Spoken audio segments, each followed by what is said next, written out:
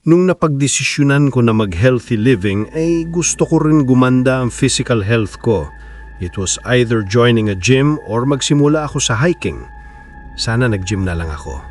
Pagkatapos ng breakup ko kay Carla at pagkatapos ng isang mahabang panahon ng walang hiya ang self-pity at paglalangoy sa lungkot, alam kong kailangan kong gumawa ng isang bagay na mabuti, gumalaw ulit at magpakasigla. Pinili ko ang hiking dahil sa ilang dahilan. Hindi ako outdoorsy na tao at gusto kong patunayan sa sarili ko na kaya kong i-challenge ang sarili ko. Masyado na ako naging komportable. Sobrang komportable siguro nung nasa relasyon pa ako. Panahon na para lumabas sa comfort zone ko. At nagustuhan ko rin ang ideya ng solitude na maaaring ibigay ng hiking. Kailangan kong mag-isip at magmuni-muni. Well, sabihin na lang natin na hindi ko nakuha yung part na yon, pero tiyak na lumabas ako sa comfort zone ko. Malayo. Sobrang layo. Pagkatapos gumastos ng sobra para sa hiking boots, day pack at kung ano-ano pang gear na walang silbi din pala gaya ng malalaman mo, pumili ako ng trail na mga 45 minutes ang layo mula sa bahay ko.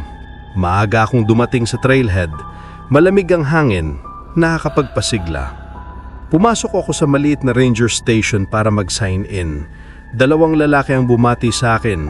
Isang mas matanda na may makakapal na kilay at gray na buhok na nakapusod, at isang mas bata, siguro kaedad ko, early 30s, na may dark slick back hair.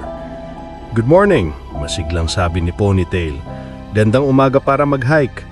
Kailangan kong magtiwala sa sinasabi niya dahil ito ang pinakaunang beses ko mag-hiking.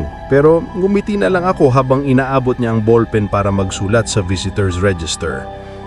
Ipinaliwanag ni Ponytail ang ilang rules. Stay sa designated path, leave and take nothing, at saka sinabi niya yung isang bagay na nagpahinto sa akin. Ngayon Brad, nung mga nakaraang araw ay nagkakaproblema kami sa trail. Isang babae, nangungulit daw sa ilang hikers. Hindi namin alam kung naputol siya dahil tumunog ang telepono sa likod. Tinaas niyang isang daliri, sinyas mababalik siya. Buong oras na yon, si Slick ay nakaupo lang sa likod ng counter. Nakatingin sa akin na may ekspresyon na hindi ko mabasa. Hindi siya nagsalita hanggang umalis si Ponytail. "Makinig ka," mahinang sabi ni Slick. "Hindi babae yon sa park. Alam niya yon." Turo niya kay Ponytail na nasa kabilang kwarto, at alam ko yon. "Ang sasabihin ko baka magpaatras sa'yo at pauwiin ka. Pero kung hindi at gusto mo pa ring ituloy ang trail, kailangan mong mag-ingat." Mahina ang boses niya para hindi marinig ni Ponytail. "Kapag nakita mo yung babae o kung ano man yon, nasa puno siya. Lagi siyang nasa puno. Kakausapin ka niya. Huwag kang sumagot. Huwag mo siyang tignan kung may narinig kang boses mula sa mga puno. Pero kung hindi mo mapigilan, kahit anong mangyari, huwag kang sasagot. Maglakad ka pabalik sa trailhead, sumakay ka ng kotse mo, umalis ka. Kapag nakita mo siya ulit, tumakbo ka. Kapag nagsimula siyang bumaba mula sa puno, magdasal ka." Napatitig lang ako sa Slick, nakanganga ng bahagya. Hindi sigurado kung dapat ba akong tumawa o sumigaw. "I'm only telling you this kasi no offense. Kita ko namang hindi ka mukhang experienced hiker." Tingin niya sa boots kong mukhang bagong-bago at waist belt na sobrang higpit. At mukhang yun ang mga tipo niyang tinatarget. Ang masama, mukhang hindi na lang siya nanonood ngayon, pero tinigil siya bigla nang bumalik si Ponytail. Tumitig si Slick sa akin, seryoso. "Right," sabi ni Ponytail. "Pasensya na, may sapat ka bang tubig? 4 hours ang round trip, maybe 5 kung medyo mabagal ang lakad o hindi sanay." Tumanggod ako kahit umiikot pa rin ang ulo ko. At oo, ito dapat ang moment na bumalik ako sa kotse ko. Pero ang problema, sobrang tigas ang ulo ko.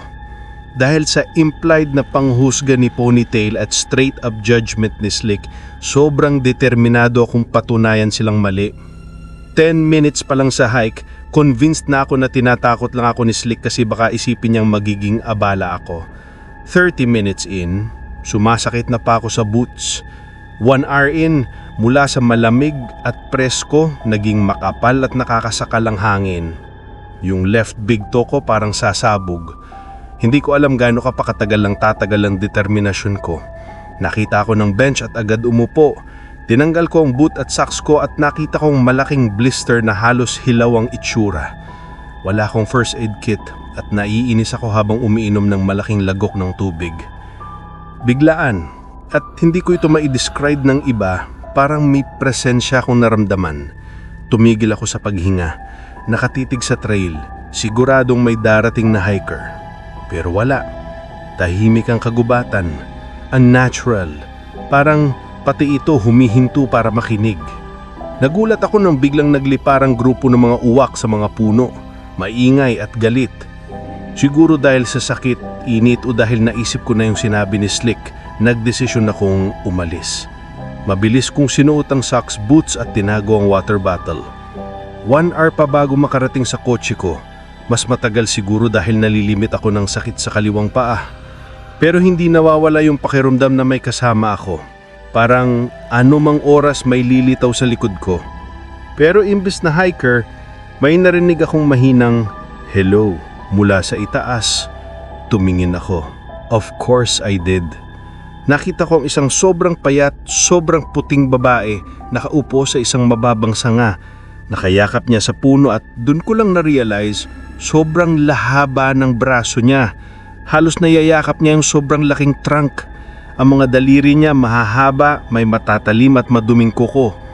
Hindi ko makakalimutan mukha niya. Sobrang puti ang balat. Mata niya milky blue, masyadong malaki at masyadong malayo ang pagitan. Mahabang itim na buhok niya. Wala siyang kahit anong suot. Masakit ba ang paa mo?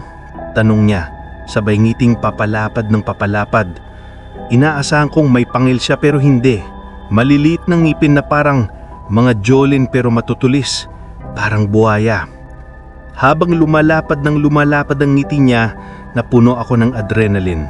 Umuugong sa utak ko yung sinabi ni Slick, balik sa trailhead, balik sa kotse. Nagsimula akong maglakad ng mabilis, hindi sigurado kung malibang talikuran siya. Ramdam ko ang tingin niya. Nag-walk jog ako, kinikimkim ang sakit. 5 minuto, 50, hindi ko alam. Please God, isip ko, wag ko na siyang makita ulit. Pero imposible man, somehow nakarating siya sa puno na harap ko. Huminto ako. Bumagsak ang puso ko nang nakita kong nag-aapoy mula sa canopy ng isang maputing binti. Isa pa. Bumababa siya. Tumakba ako, dumaan sa ilalim ng puno. May humampas na mahabang braso pababa pero naiwasan ko. Paglingon ko, nandun siya sa lupa, nakatayo parang pusa. Mukha siyang tao pero may mali. Sobrang mali. Nag-scuttle siya paabante, parang alimango, mabilis. Hindi ko kayang takbuhan ng matagal.